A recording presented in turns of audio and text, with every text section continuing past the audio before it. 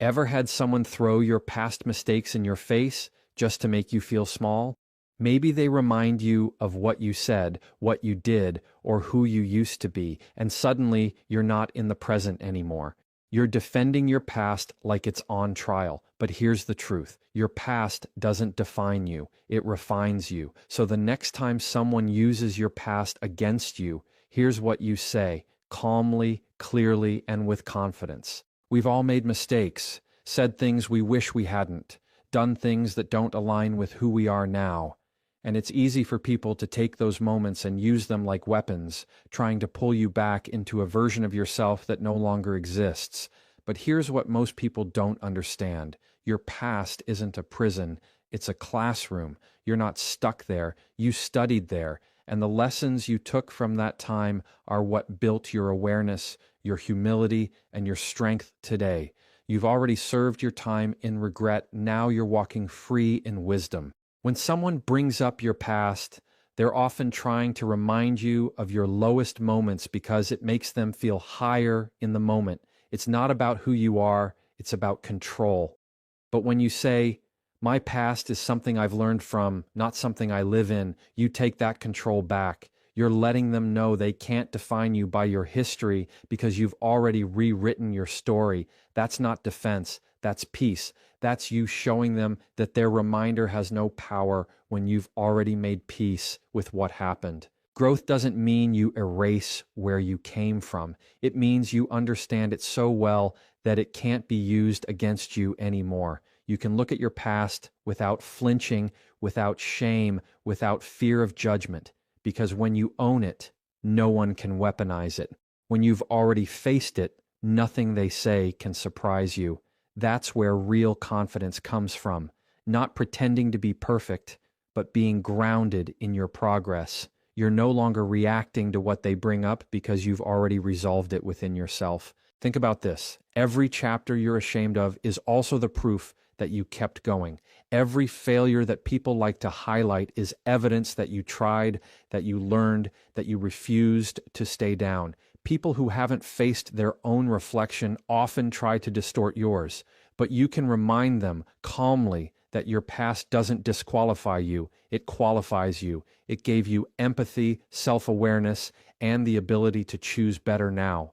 What once felt like a scar became your signature strength. You're not hiding from your past, you're guided by it. It's not weakness to admit you've grown. It's not hypocrisy to change. The real hypocrisy is pretending that people never evolve. So when someone says, remember when you did this? Or didn't you used to be that kind of person? You can nod and say, yes, I did, and I learned. That simple phrase disarms them because it leaves no room for guilt, no room for argument. You're agreeing with the truth, but you're also showing them that you've moved beyond it. You've built a life that your past self couldn't have imagined, and that's something to be proud of. Most people who bring up your past are stuck in theirs. They haven't yet learned to let go, so they project that onto you. But that's not your responsibility to carry. You've done the hard part. The healing, the forgiving, the growing. You've learned the lessons that pain tried to teach you, and now you're living in a different chapter, one that they might not be ready to accept. But that's okay. You're not here to convince anyone that you've changed. You're here to keep becoming the person your old self needed. You're not living in the past anymore. You're building from it. So remember this whenever someone tries to use your past against you. It's not a reflection of your worth. It's a reflection of their need to keep you small. You don't owe anyone a version of yourself that no longer fits. You've outgrown the person they remember, and that's something to stand tall in.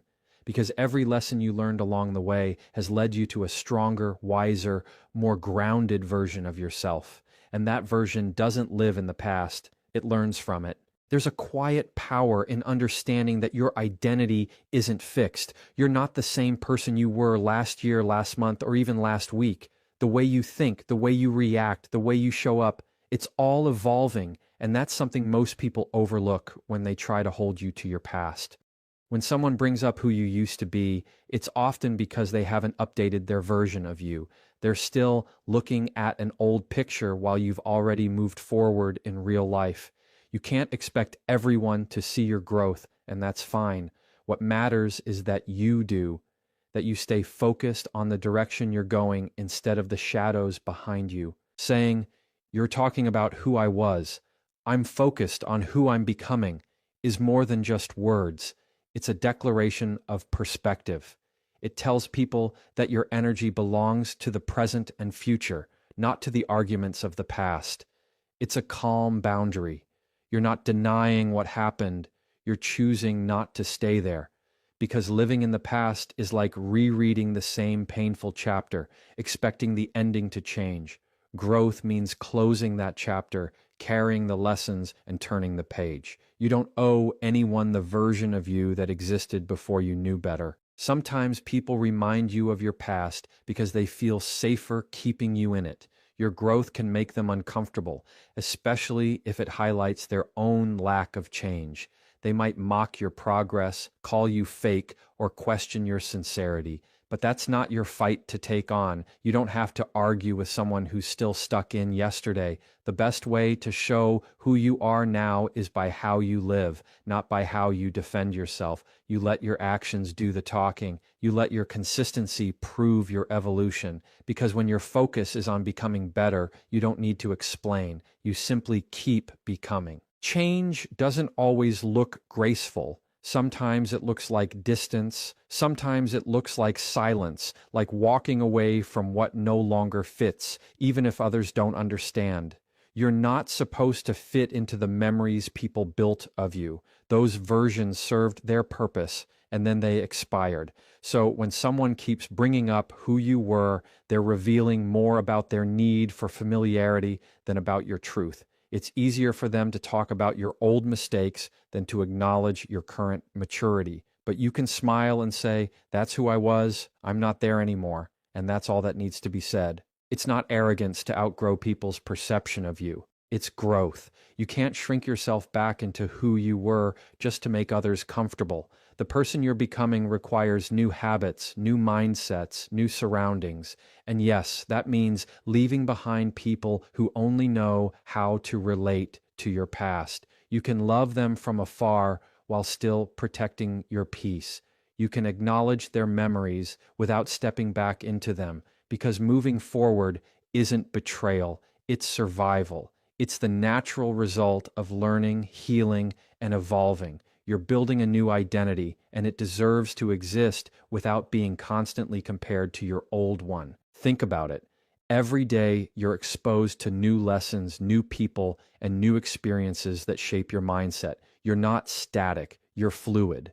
The past version of you didn't have the wisdom you do now. That version made choices with limited awareness, and that's okay. That's what growth is supposed to look like: imperfect, continuous, human. When you focus on who you're becoming, you give yourself permission to improve without shame. You replace guilt with responsibility. You stop rehearsing who you were and start practicing who you're meant to be. Because evolution isn't a one-time event, it's a lifestyle. And when people still want to talk about your past, let them. That's where their conversation ends and your future begins. You're not obligated to stay in a version of yourself that no longer represents your values. You're not here to convince anyone of your growth. You're here to live it. You know where you're headed, even if they don't see it yet. You know the work you've done, the nights you've wrestled with your old patterns, the times you chose peace over pride.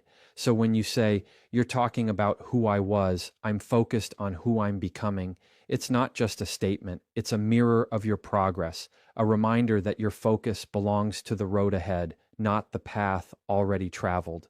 There comes a point where you realize that not everyone brings up your past because they care. Some do it because they can't handle the fact that you've moved on and they haven't.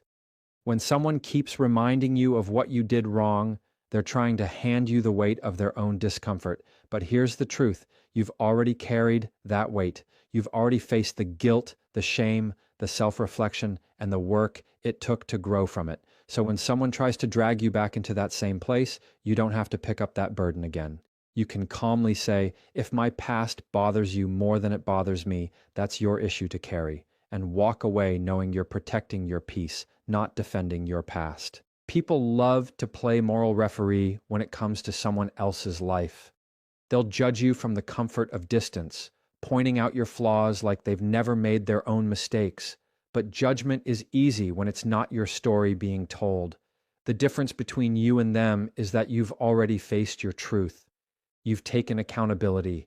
You've turned that pain into understanding. So when someone can't stop talking about your past, it's not really about you anymore. It's about them being unable to let go of who they need you to be. They need that version of you to stay alive because it gives them something to feel superior about. But you don't have to participate in that narrative. You can simply acknowledge it without absorbing it. This statement isn't about arrogance, it's about boundaries. It's about refusing to let someone project their unresolved feelings onto you.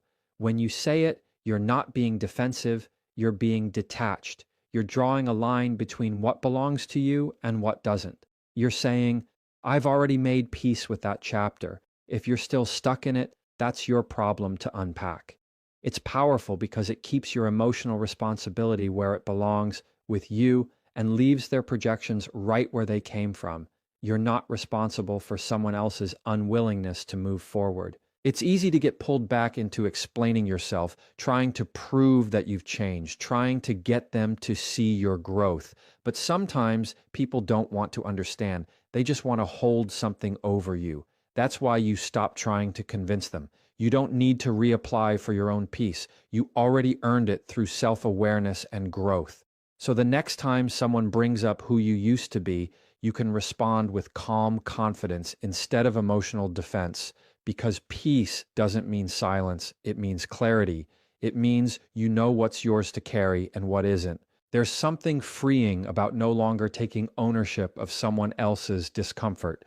When you stop trying to make everyone comfortable with your growth, you start living freely. You stop shrinking to fit inside their version of your story. They can talk about the past all they want. It doesn't make it your present. You can listen, even nod, without reacting, because you've already done the inner work. You've healed the wounds they're still trying to reopen, and if they can't handle that peace, that's their own reflection to deal with. You've spent enough time apologizing for being human. Now you're just focused on being honest and evolving. The people who keep revisiting your past are usually the ones who haven't made peace with their own. They see your growth and feel threatened by it, because it forces them to confront what they haven't changed in themselves. So they try to pull you back to a time when you were easier to understand, easier to judge, but you're no longer that person, and you're not responsible for helping them feel okay about it. That's what this statement does. It reminds both of you where the accountability lies.